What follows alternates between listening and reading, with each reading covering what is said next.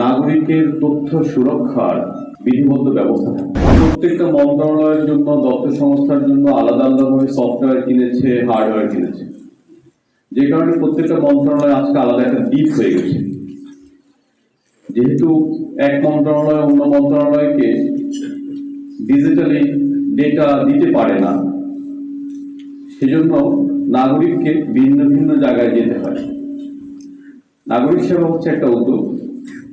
এই উদ্যোগের মাধ্যমে আমরা আমাদের ডিজিটাল রূপান্তরের যে জার্নি, এই জার্নিটাকে কমপ্লিট করব। তো সেজন্য আমি এতক্ষণ যে আলোচনা হয়েছে তার বাইরে একটু ভিন্নতর আলোচনা আপনাদের সামনে আনতে চাই। কারণ আপনারা সবাই কম্পিউটার নিয়ে কাজ করেন, ইন্টারনেট নিয়ে কাজ করেন।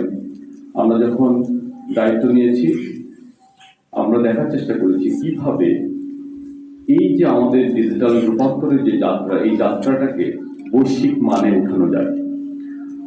তো বৈশ্বিক মানে উঠানোর জন্য একটা ডিজিটাল জার্নি, ডিজিটাল যে ইনফ্রাস্ট্রাকচার থাকে, সেটার 4টা জিনিস প্রয়োজন হয়।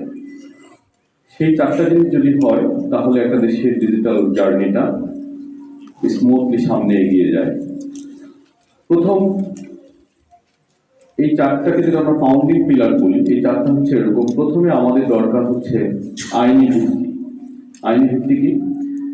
যখন একটা ডিজিটাল সার্ভিস আসে, সেই সার্ভিসের নাগরিকের তথ্য সুরক্ষার বিধিবদ্ধ ব্যবস্থা থাকতে হয়।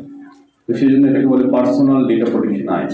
বাংলাদেশে 2025 সাল পর্যন্ত ব্যক্তিগত তথ্য এবং উপাত্ত সুরক্ষার কোনো আইন ছিল না।